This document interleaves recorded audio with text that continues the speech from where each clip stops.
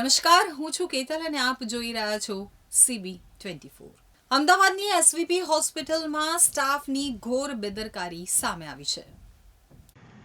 અમદાવાદના Alice bridge વિસ્તારમાં આવેલી SVP હોસ્પિટલમાં ICUમાં દાખલ કરવામાં આવેલા વૃદ્ધની હાથમાંથી નળી નીકળી ગઈ હતી, જેના પગલે લોહી વહી ગયું હતું. લોહી વહી જતા બેડ ઉપરની ચાદર અને કપડાં લોહીલુહાણ થઈ ગયા હતા. દર્દીના સગા જ્યારે દર્દી પાસે ગયા ત્યારે તેમને લોહી નીકળતા હાજર ડોક્ટરો અને સ્ટાફને જાણ કરી હતી. પરિવારજનોએ ICUના ડોક્ટર તેમજ સ્ટાફની બેદરકારીનો આક્ષેપ કર્યો છે. લોહી નીકળી ગયું છતાં સ્ટાફ દ્વારા કોઈ ધ્યાન આપવામાં આવ્યું નહીં. આ મામલે પરિવારજનો દ્વારા એલિસ બ્રિજ પોલીસ સ્ટેશનમાં અરજી પણ આપવામાં આવી છે.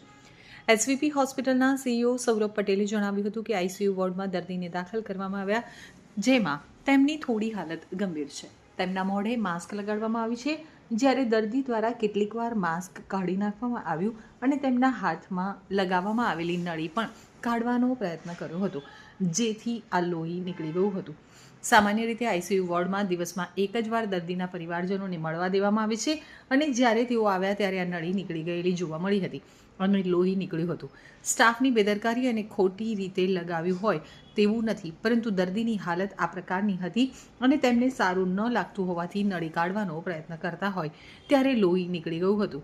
આ મામલે જો પોલીસ દ્વારા નિવેદન લખાવવામાં બોલાવવામાં આવશે તો દર્દીની પરિસ્થિતિ અંગે જાણકારી આપવામાં આવશે. તો ગઈકાલે સાંજના સમયે હોસ્પિટલમાં ICU વોર્ડમાં તેમના પિતાના હાથમાં રહેલી નળી નીકળી ગઈ હતી અને તેનું બધું લોહી વહી ગયું હતું. જ્યારે તેમના સગા તેમની પાસે ગયા ત્યારે લોહી નીકળતું જોવા મળ્યું હતું. હાજર ડોક્ટરો અને સ્ટાફને આ મામલે જાણ કરી હતી.